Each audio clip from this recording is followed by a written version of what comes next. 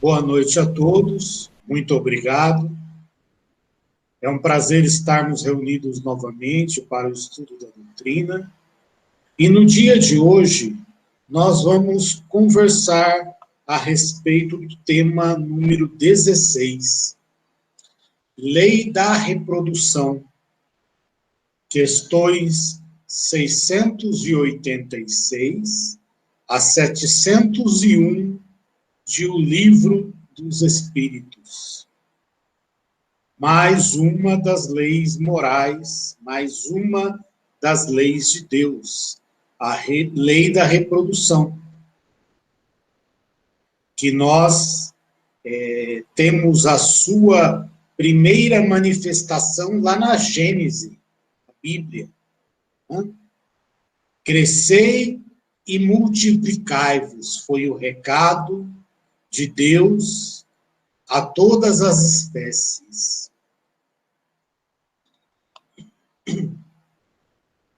A humanidade, na faixa de expiações e provas, que é a faixa em que nós encontramos, nosso planeta Terra é um planeta de expiações e provas, ainda tem muitas dívidas relacionadas ao uso nem sempre correto das energias sexuais. É através do uso dessas energias que nós vamos permitir que outros espíritos possam, a partir de um empréstimo que lhes é feito, ter um corpo e iniciar mais uma jornada reencarnatória.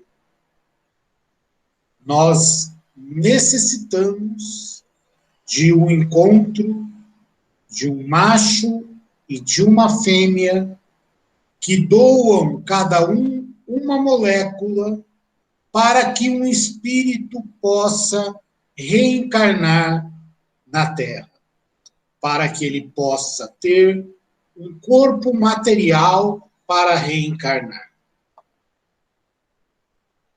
O uso do sexo com responsabilidade ainda não é uma definição na espécie humana.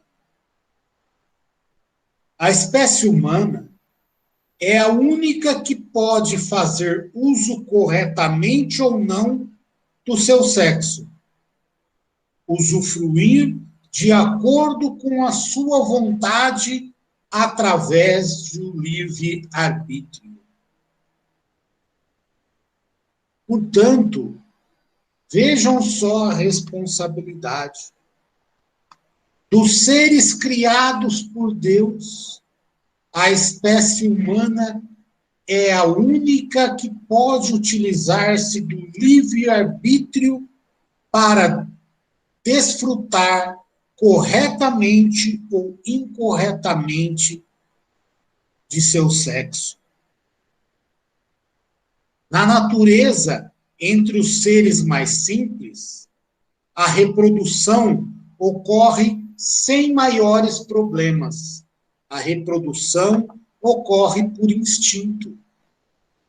O sexo é utilizado de acordo com a sua natureza, para o qual ele foi criado, multiplicando-se e garantindo a continuidade de cada uma das espécies.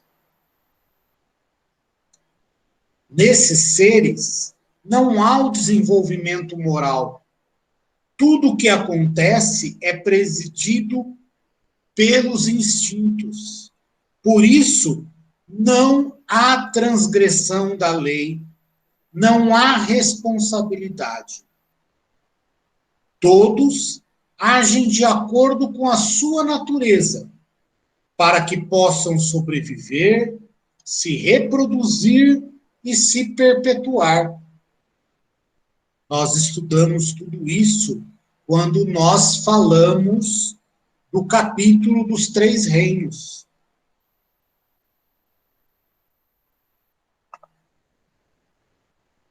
Já a espécie humana, na qual nós, espíritos, com E maiúsculo, nos encontramos, nós dispomos de vontade. E em muitas situações temos dúvidas e nem sempre optamos por aquilo que está de acordo com as leis de Deus, porque nós ainda estamos no caminho do aprendizado, no caminho para tornarmos um dia espíritos puros. E nem sempre nós agimos de acordo com as leis de Deus.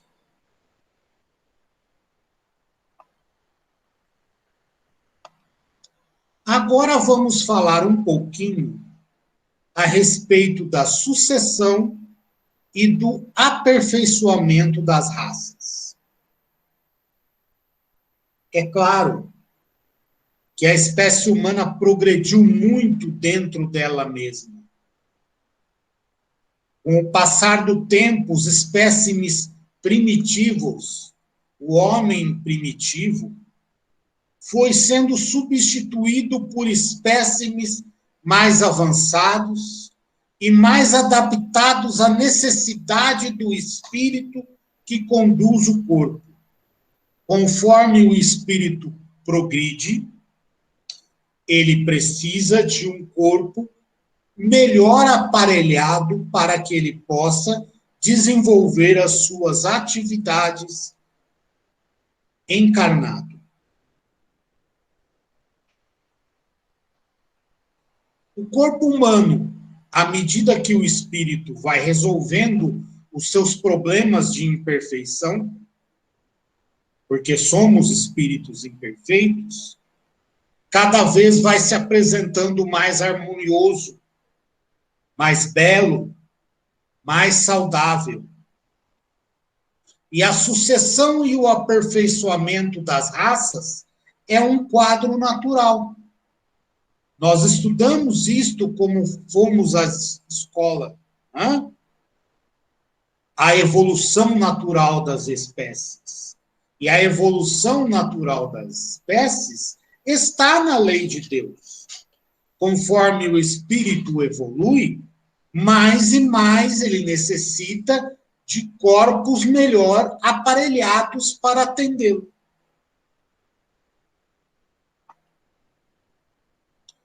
A própria natureza vai se desenvolvendo de modo que muitas espécies desaparecem e outras as vão substituindo.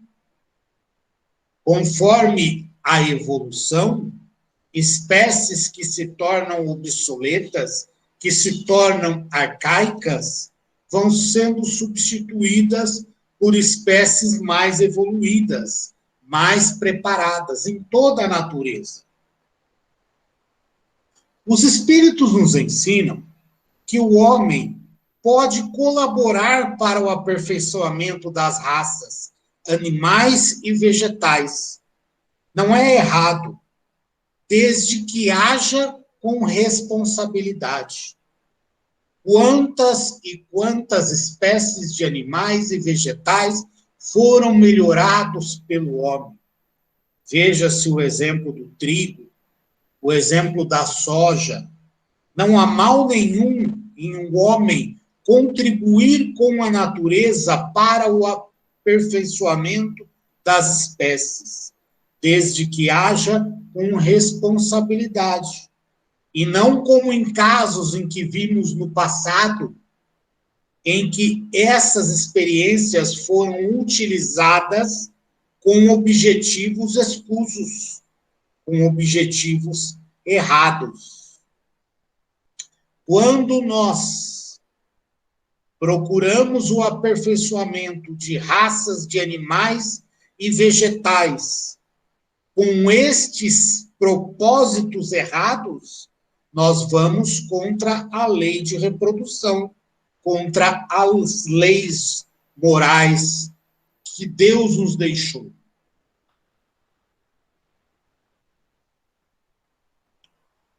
Agora vamos falar um pouco a respeito da população do globo, da população da Terra.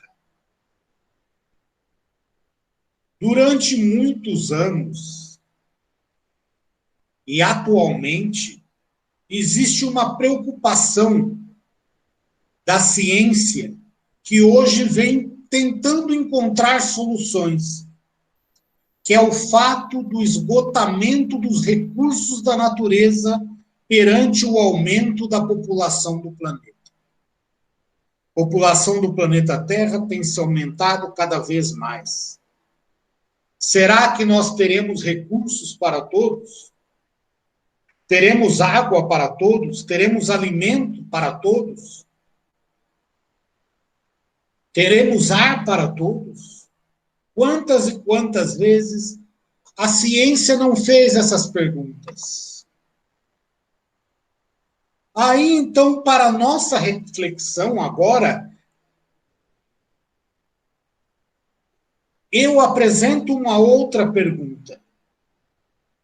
Será que um dia nós, espíritos, nós, espécie humanas, vamos perecer pela falta do necessário? Um dia a espécie humana vai deixar de existir na Terra pela falta de recursos?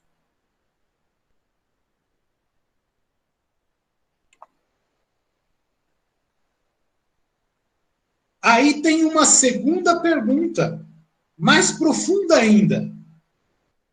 Será que Deus está consciente do número de pessoas que ele autoriza o nascimento? Será que Deus tem a consciência que a população da Terra está crescendo de uma forma que os recursos estão acabando? Porque ninguém reencarna no planeta Terra, seja espírito com E maiúsculo, seja espírito com E minúsculo, princípio inteligente, sem a autorização de Deus.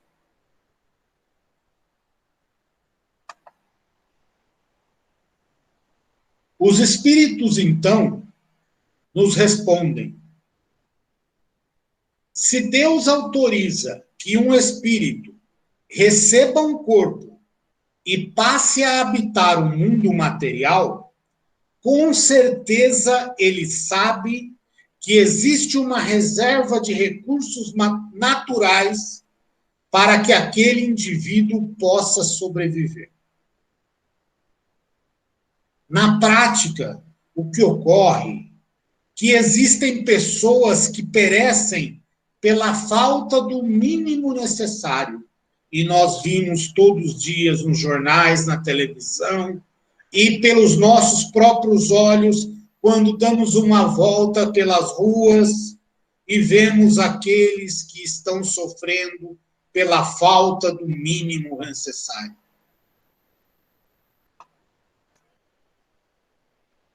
Aonde estaria o erro?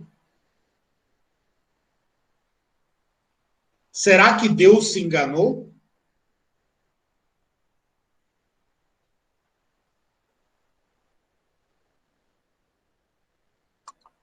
Não, meus amigos. Deus não se enganou.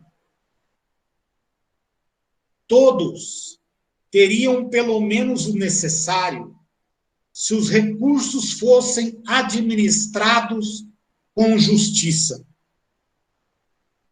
Vejam bem, não estamos falando de fraternidade e nem de amor.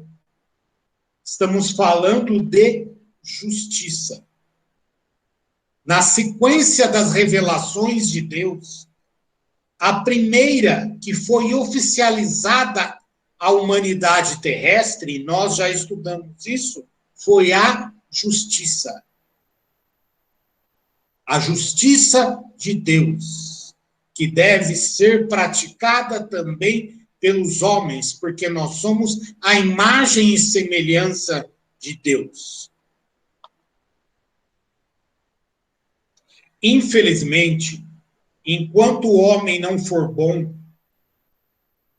é importante que a justiça determine algumas coisas, para que os direitos e deveres possam ser garantidos. Se o homem fosse bom, não haveria necessidade de tantas leis civis, de tantas leis sociais. Portanto, se a humanidade administrasse os bens com justiça, com certeza todos teriam o necessário. Com justiça, com honestidade e com dignidade, todos teriam o necessário. Ainda existe muita mesquinharia no mundo. Ainda existe em muitas pessoas a necessidade de ajuntar tesouros na terra, mais tesouros do que pode necessitar. E aí o que acontece? Essas pessoas acabam retirando daquilo que é necessário para eles e se torna supérfluo. Aquilo que é supérfluo para mim, com certeza faz falta para um outro espírito. Deus a tudo provê e mantém sempre o equilíbrio. Lembram-se quando nós estudamos a providência divina?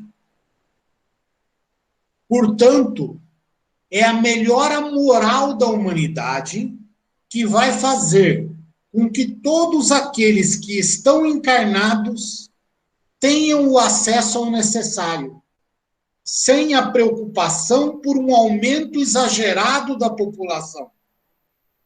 O problema atual na Terra não é um aumento da população. O problema na Terra é o acúmulo dos recursos na mão de poucos. Existem recursos para todos aqueles que estão encarnados. Deus não erra nas contas. O problema é que o homem ainda, na sua inferioridade, no grau de desenvolvimento em que se encontra na Terra, ainda não consegue praticar a justiça. Não é nem questão de praticar a fraternidade e o amor. Não consegue praticar a justiça. Um outro assunto relacionado à lei de reprodução e que nós vamos começar a conversar agora e continuaremos na próxima semana, está relacionado ao casamento. Há algumas semanas atrás, o Adriano falou para nós, no Evangelho segundo o Espiritismo, não separe o homem aquilo que Deus juntou, como ele falou quando ele falou do casamento. Ah, mas é um assunto repetido. Devemos lembrar que o Evangelho segundo o Espiritismo é o detalhamento das leis morais.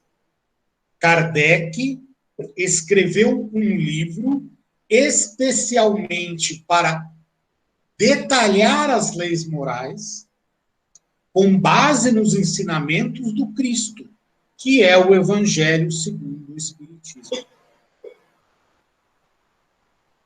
É através da reprodução que se processa a reencarnação. Acabamos de falar isto agora. Para um espírito reencarnar, é necessário que 2 adultos da espécie lhe emprestem 2 células. E a partir daí, ele vai montar o seu próprio corpo.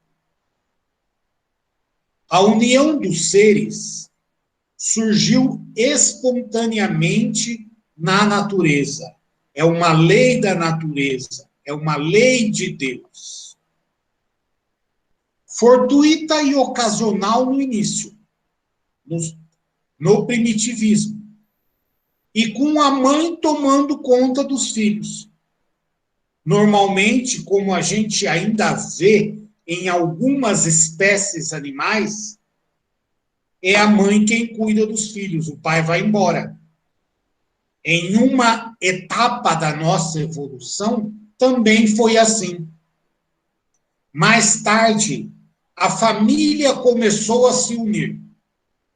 O pai fazendo a proteção necessária e o grupo familiar, baseado na consanguinidade, passou a ser a base da sociedade terrestre.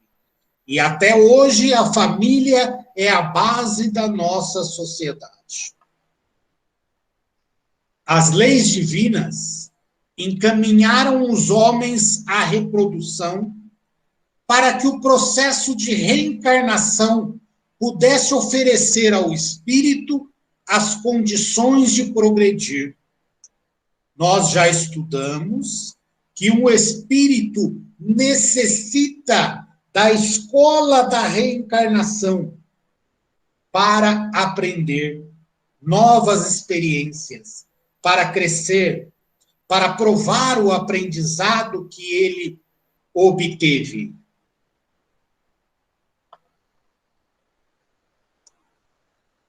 Portanto, chegou o momento em que houve a necessidade da oficialização dessa união entre o homem e a mulher.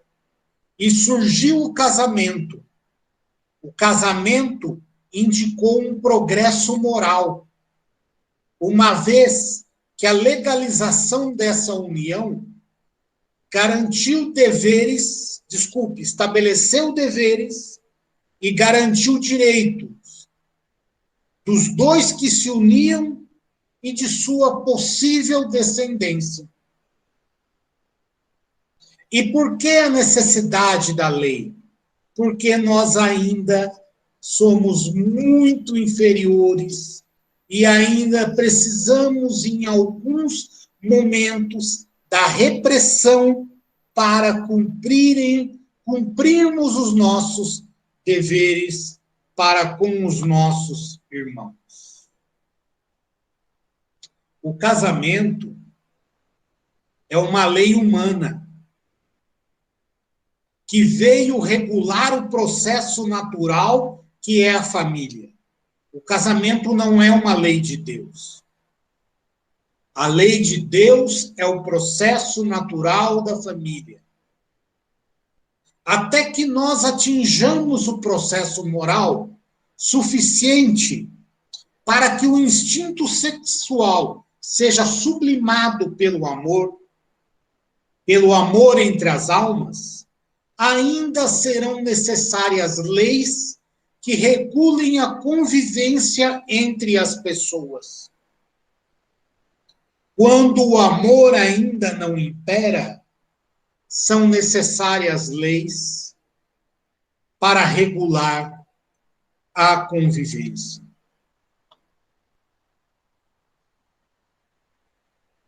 Se as leis humanas amparam essa união permanente, não significa que o casamento, que essa união deva ser indissolúvel.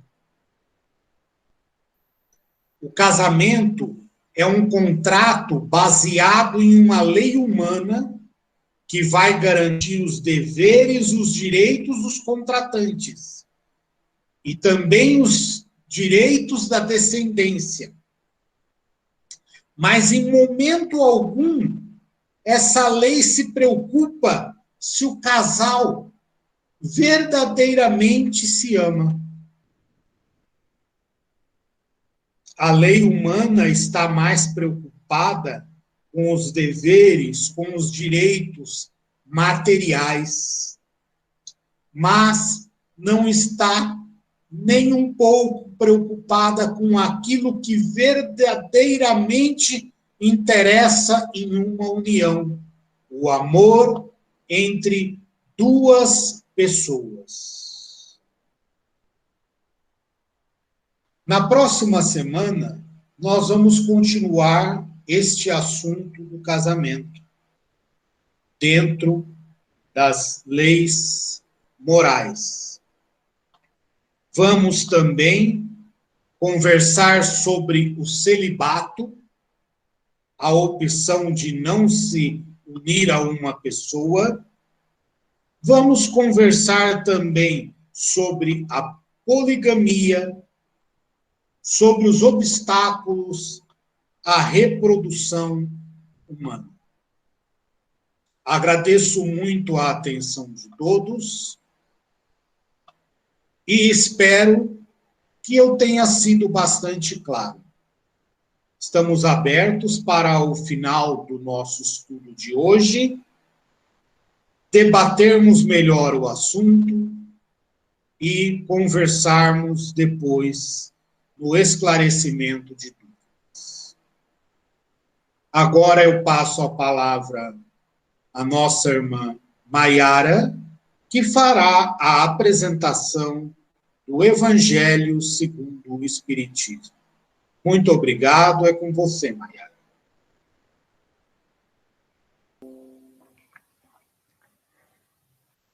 Olá, amigos, boa noite a todos. Obrigada, Eduardo, pela explanação.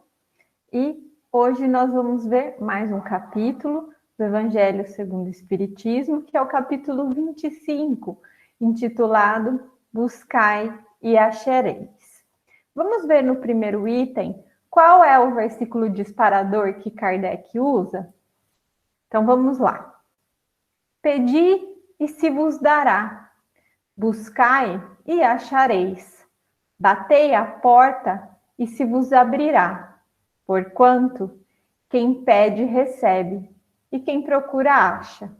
E aquele que bata à porta, abrir-se-á. Muito bom. Então, quando nós lemos esse versículo, nós achamos que é uma construção muito básica, né, do que é a nossa relação com o Pai em relação ao nosso petitório, a conversa que nós temos em relação às nossas orações, aos nossos pedidos de recursos. Mas esse versículo, ele se amplia e pede várias elucidações. Uma delas, né, é que logo ali no começo, nós podemos ver que ele faz essa analogia, né, de que esse buscar e achareis, título do capítulo, né, nada mais é que o ajuda-te a ti mesmo e o céu te ajudará. E é o princípio da lei do trabalho, o princípio da lei de progresso. Esse é um destaque, né, do texto. O progresso nada mais é que o planejamento divino para a humanidade, que se realiza através de todas as transformações do qual o orbe passa e através, né, da pluralidade das existências, das reencarnações, né? Visto que essa questão do progresso reforça ainda mais, né, a ideia e o conceito reencarnatório. O texto nos dá um exemplo muito simples e que nós podemos até trazer dentro de uma analogia dos dias de hoje.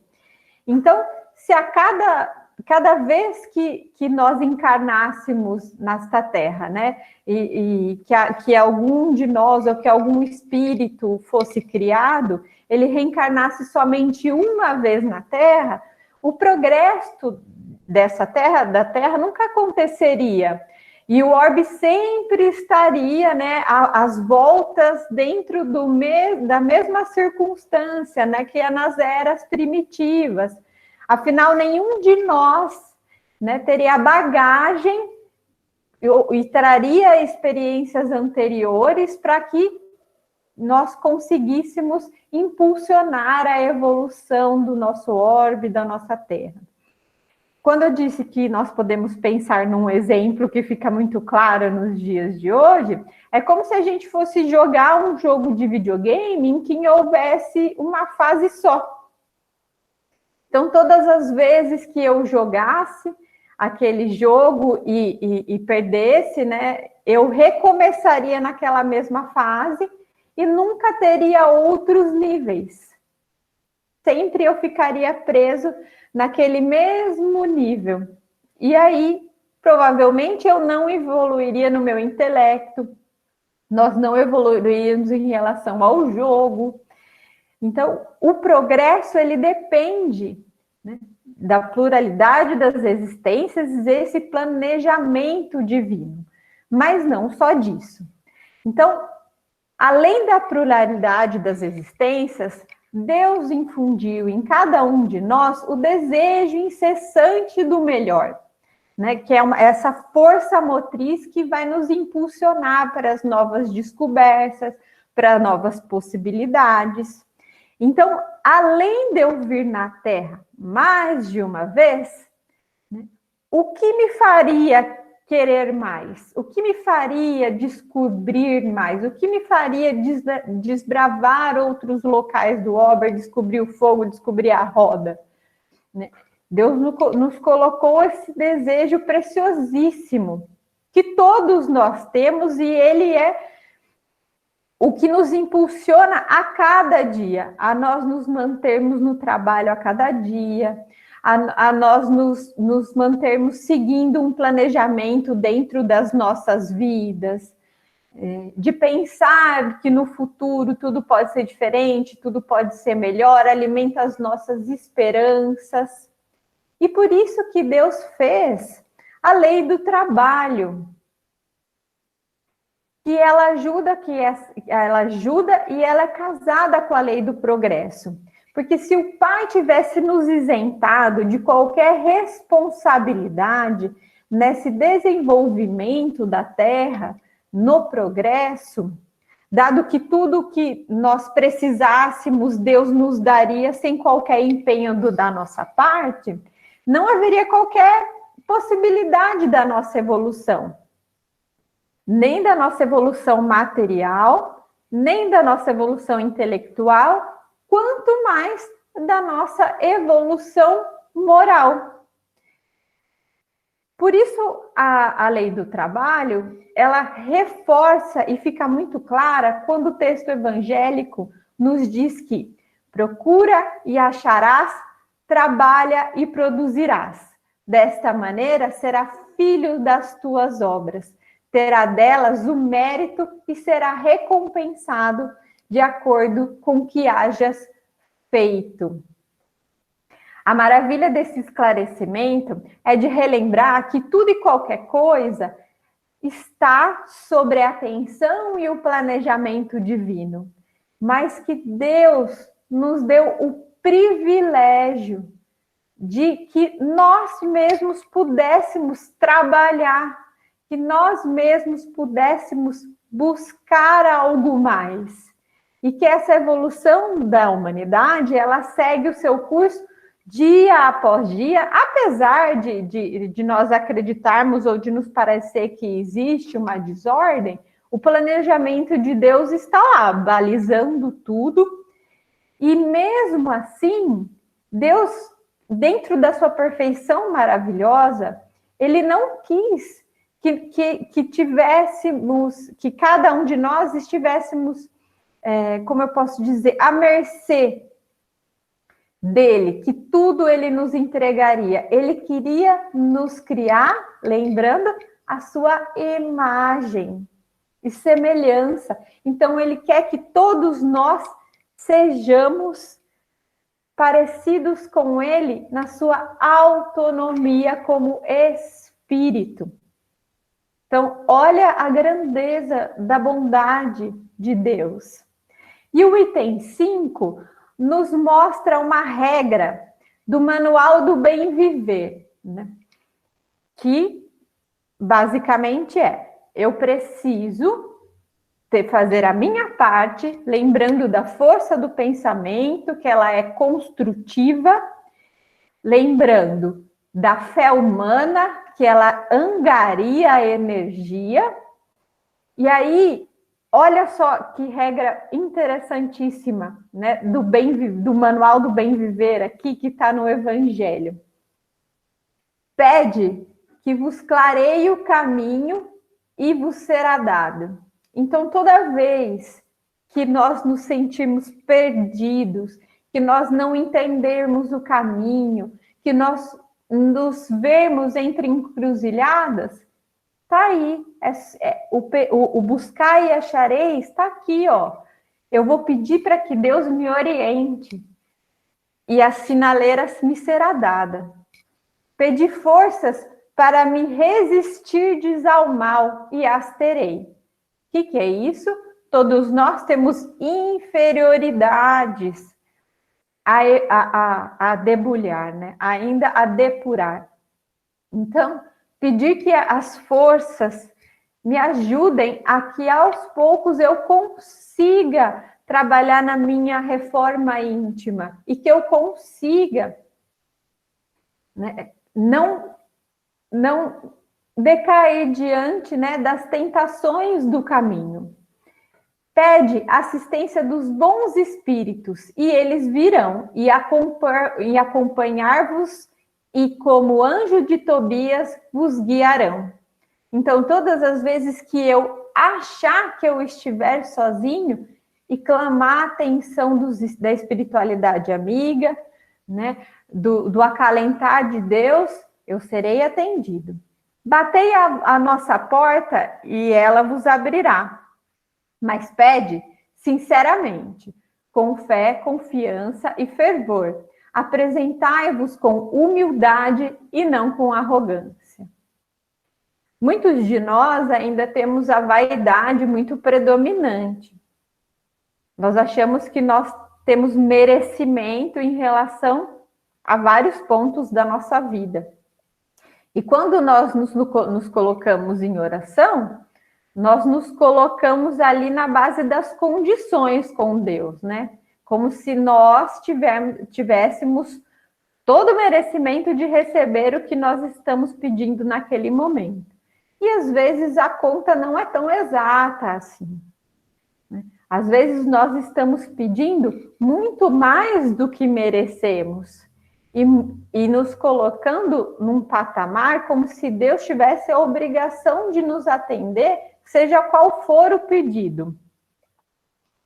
E aí ele finaliza assim: se nós tivermos esse comportamento de arrogância, tenho que sereis abandonados às vossas próprias forças, e as quedas que derdes serão o castigo do vosso orgulho. Então, vamos lembrar que todas as vezes que às vezes nós tropeçamos, fomos nós mesmos que colocamos a pedra lá. E a oração que nós elevamos a Deus não foi uma oração sincera, não foi uma oração humilde, não foi pedindo para que Deus nos balize dentro da vontade dele.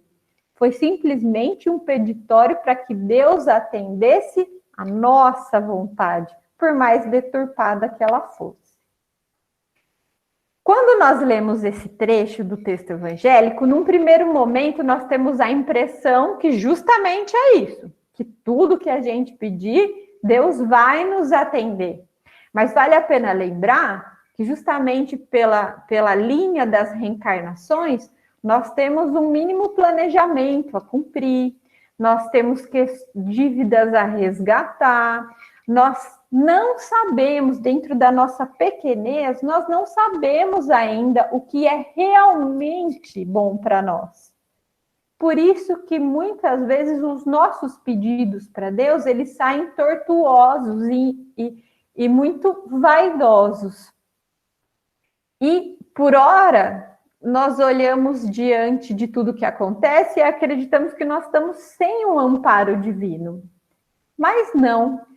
Nós temos que lembrar que esse indicativo de como agir, né, esse manual da prece, ele é justamente para dizer que nós temos que pedir para que Deus nos angarie, né, que Deus nos traga ferramentas, mas que o trabalho é nosso. E lembrando sempre que nós temos que nos colocar à vontade do Pai, e não ao contrário. Que nós temos que estar no planejamento dele e não nos nossos desejos. apesar do livre-arbítrio. Mesmo assim, o Pai tem tanta grandeza que mesmo se eu escolher o caminho tortuoso, ele vai me deixar seguir até um certo ponto. Até o ponto em que que o mal que eu cause à minha volta seja principalmente, né, desequilibrando mais do que deveria, e quando Deus tem a misericórdia de nos socorrer diante de todo aquele caminho errado que nós escolhemos. E aí ele vem, ele cessa e tenta o ensinamento de novo. Muito bem. E aí nós vamos ao próximo item desse capítulo, que é observai os pássaros do céu. Vamos ao versículo. Não acumuleis tesouros na terra, onde a ferrugem e os vermes os comem, e onde os ladrões os desenterram e roubam. Acumulai os tesouros no céu, onde nem a ferrugem nem os vermes o comem, porquanto onde está o vosso tesouro, aí também está o vosso coração. Esse trecho parece uma contradição ao que nós acabamos de conversar, né? De que, apesar de todo o amparo do Pai, ele nos trouxe a lei do trabalho, que nos coloca na posição de que quem vai realizar enquanto encarnados somos nós. Mas não é essa contradição que esse trecho quer dizer. A orientação dada aqui é o que o Cristo pede, que nós temos uma avaliação em relação ao que é necessidade, principalmente do ponto de vista material, e do que é supérfluo. Pela nossa inferioridade, e ainda pelas as leis que regem a nossa sociedade, nós temos uma avaliação muito nebulosa do que é necessidade e do que é supérfluo. O homem, porém, e aí no caso do supérfluo, ele traz um trecho que explica o seguinte: o homem, porém, saciado nos seus desejos, nem sempre sabe contentar-se com o que tem. O necessário não lhe basta, reclama o supérfluo. A providência divina, então, o deixa entregue a si mesmo. Frequentemente, ele se torna infeliz, por culpa sua e por haver desatendido a voz que, por intermédio da consciência, o advertia. Nesses casos, Deus o fala sofrer as consequências a fim de que ele sirva de lição do futuro. Por muitas vezes, o que nós solicitamos ao Pai é supérfluo. E a nossa busca incansável, né, por mais questões materiais, nos faz feliz, só que é uma felicidade muito fugaz. Neste momento de pandemia, quantos amigos que têm muito poder aquisitivo não puderam fazer nada diante desse vírus? Não mudou a trajetória de vida deles de desencarne, não houve os melhores equipamentos, nos melhores hospitais, das melhores estruturas a serem pagas, que não mudaram a questão. Em muitas famílias de poderes aquisitivos, ou de muitas pessoas de poderes aquisitivos, nós vemos grandes situações morais de dificuldade instaladas, que trazem grande infelicidade, que qualquer montante de dinheiro nunca mudaria. Justo pela nossa reforma ela mudaria. Então, a orientação principal aqui é: nós temos que ter uma avaliação voltada dentro das bases cristãs do que é supérfluo e do que é real necessidade em nossa vida. Isso não quer dizer que nós temos que, por exemplo, virar um eremita e morar nas cavernas, deixar de trabalhar, deixar de ter o convívio com a sociedade. Muito pelo contrário, é dentro da convivência com a sociedade e diante de todas as tentações materiais que ela nos traz, que nós devemos afinar essa nossa avaliação. Em relação ao necessário, olha o colo que o Evangelho nos traz. Deus nunca deixa ao abandono aos que nela confiam, querendo, todavia, que esses, por seu lado, trabalhem. Se ela nem sempre acode com o auxílio material, inspira as ideias com que se encontram os meios para sair da dificuldade. O que esse trecho quer dizer, pessoal?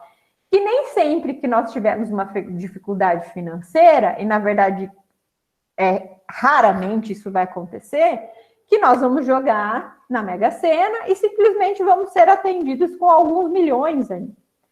A maioria de nós não vamos ter esse caminho, muito pelo contrário. A maioria de nós vai ser inspirada ao que fazer para conseguir o sustento e sair da dificuldade material.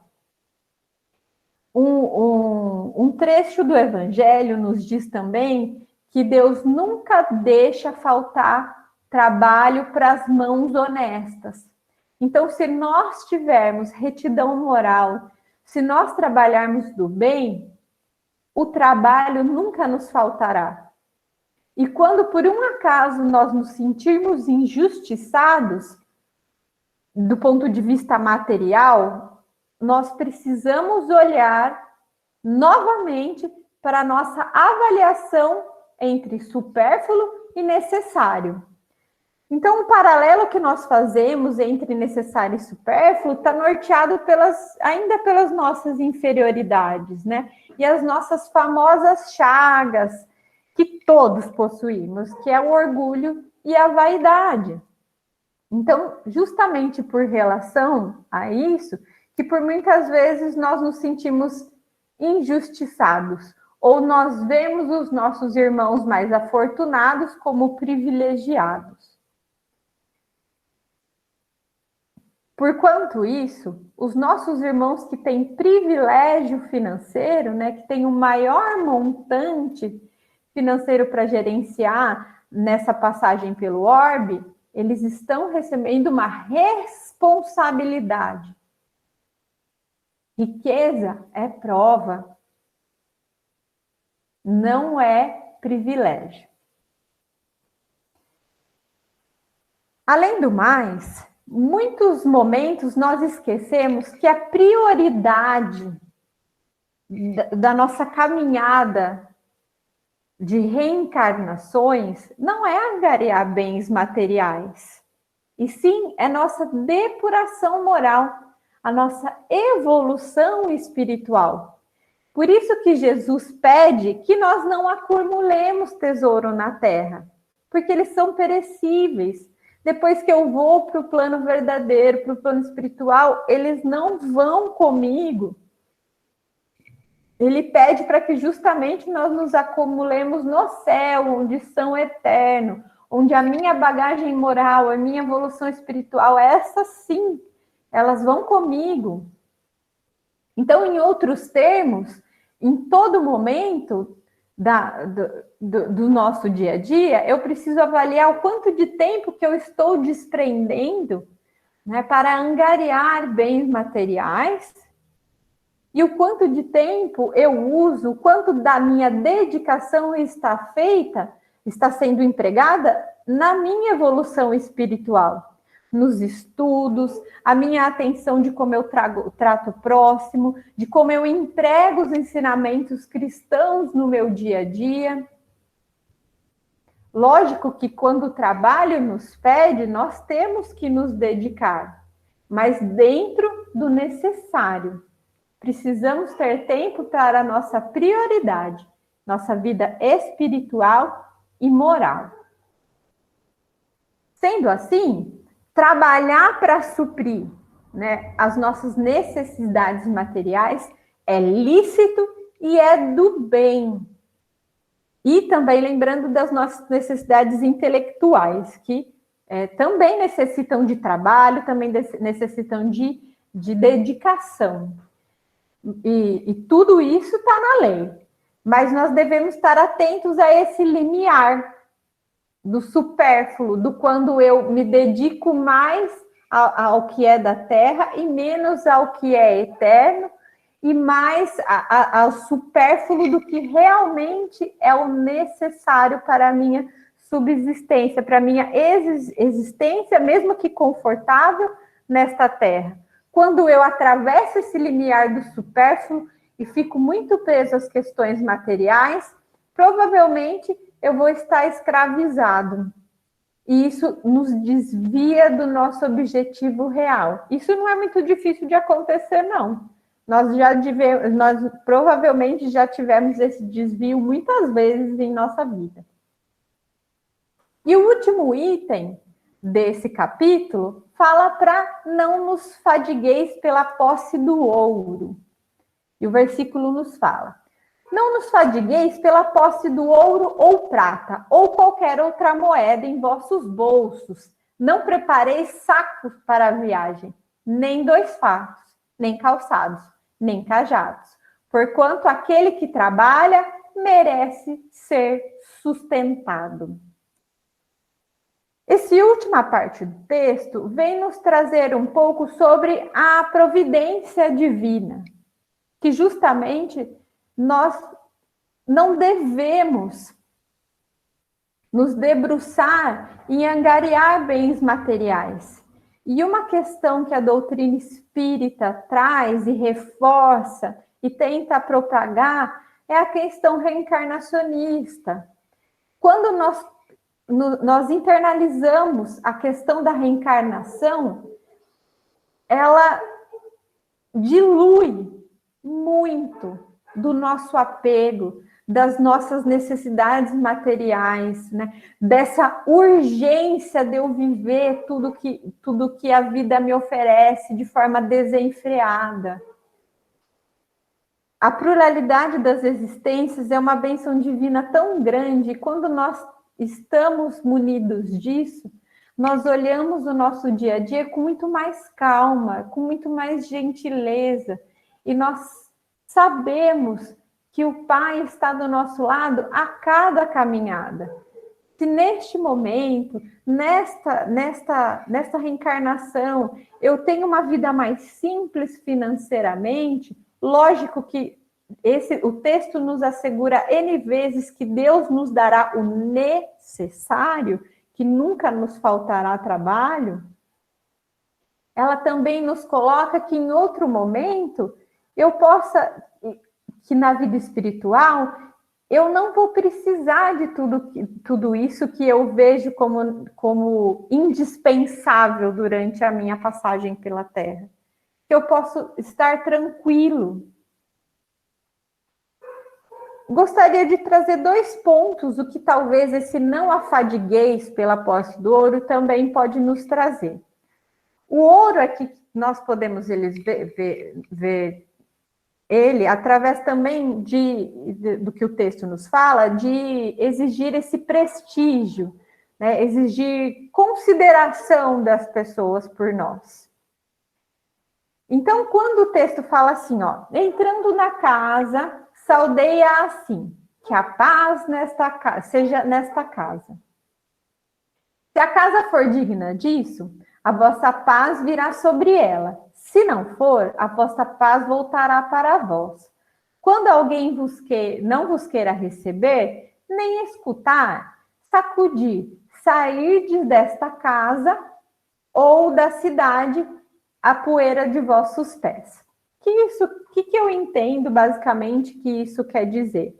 Então, se em algum momento, né, da nossa caminhada, alguém não nos trata bem, alguém não concorda com as nossas ideias, não quiser contribuir conosco, ou quando nós tentamos, né, trazer a palavra do Cristo, né, conversar dos ideais cristãos, e alguém nos repudiar, ou em algum lugar alguém não nos receber, que nós não devemos nos inquietar, nem guardar rancor, ou fazer qualquer investida para esta pessoa. Nós devemos fazer o que Jesus nos pediu. Sacode a poeira dos pés e continue o seu caminho. Outra consideração que nós podemos fazer em relação ao ouro, além dessa questão de exigir prestígio e consideração, o que hoje em dia vale muito, né? Hoje em dia nós temos verdadeiras guerras por isso, né? Que é a questão da posse da razão, né? De ser visto como o dono da verdade. E aí o Espiritismo, ele traz aos seus adeptos uma fala muito graciosa, que ele pede para que nós não violentemos nenhuma consciência, não forceis a ninguém para que deixe a sua crença, a fim de adotar a vossa. Não anatemaizeis o que não pensem como vós. Acolhei os que venham ter convosco e deixai tranquilos os que vos repelem. Lembrarmos da palavra do Cristo. Outrora o céu era tomado com violência, hoje era por brandura. A palavra é clara. Qualquer um dos nossos irmãos que não concordem conosco, ou que estão seguindo caminhos diferentes em relação à espiritualidade ou às suas escolhas espirituais, nós não devemos em momento nenhum fustigar. Em momento nenhum nós devemos enfrentá-los ou amaldiçoá-los dizendo que é o caminho errado, de que nós temos a palavra correta, de que a doutrina espírita é a doutrina que as pessoas devem seguir. Lembramos que o Pai está para todos, que todos nós estamos fadados à perfeição e todos nós temos o caminho cuidado por Deus até lá. Então, o que me esclarece ainda não é o certo, o meu irmão ainda não entende. E por isso mesmo eu não devo violentá-lo, eu devo esperar o tempo dele. Então, em qualquer circunstância onde não há concordância, seja brando, seja carinhoso, silencie. Em um outro momento, talvez, aquela terra possa realmente receber a semente. Seja por nós, seja por outra pessoa. Pessoal, nós findamos o capítulo. Agradeço todos os que ficaram conosco no dia de hoje. Espero que tenham sido palavras construtivas para todos. E eu solicito para que um dos irmãos faça a prece de encerramento desse primeiro momento. Obrigada.